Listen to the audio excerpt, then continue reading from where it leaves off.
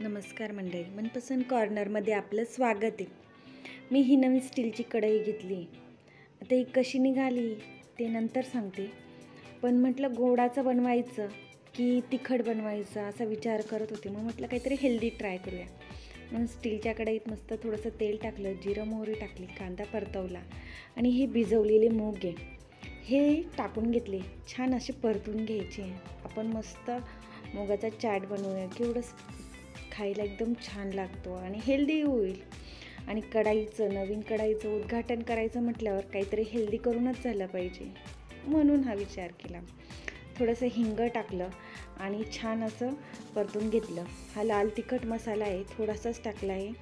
चवीनुसार हळद पावडर आणि हा सिक्रेट सांबार मसाला टाकायचा आहे. सांबार मसाला टाकला ना तर कुठल्याही चाटची चव नक्कीच वाढते. माझा हा एक सिक्रेट मसाला आहे. त्यानंतर मस्त कट करून टोमॅटो टाकून घ्यायचा आहे. फार जास्त नाही परतवायचा. टोमॅटो आपल्याला परतवायचाच नाही आहे, तो कच्चाच छान लागतो. चवीनुसार मीठ टाकायचं आहे आणि छान गरम मसाला टाकायचा आहे थोडासा आणि परतून घ्यायचं आहे. कुठलाही चाट बनवताना ते जास्त परतवायचं नसतंच मुळं. त्यात फक्त आपण थोडंसं मीडियम गॅसवर हलवून घ्यायचं असतं, जेणेकरून त्याचा कच्चेपणा जाईल. जेणेकरून ज्यांना गॅसचा कसला पोटाचा प्रॉब्लेम असेल तर ते पचायला हलकं होतं. म्हणून ही थोडंसं पालक कट करून टाकलेलं आहे. ही पुदिन्याची एक दांडी आहे. पुदिना टाकला की चाटला, कुठल्याही चाटला फार रिफ्रेशिंग चव येते. खायलाही छान फ्रेश वाटतं. म्हणून तो कट करून टाकलेला आहे, हातानेच टाकलेला आहे, म्हणजे त्याचा फ्लेवर छान लागेल.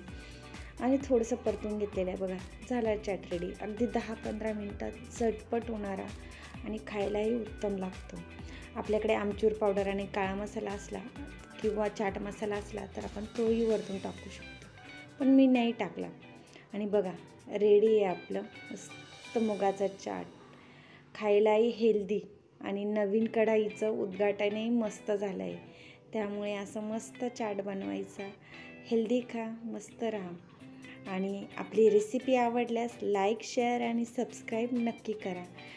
Thank you for the watching. Bye bye.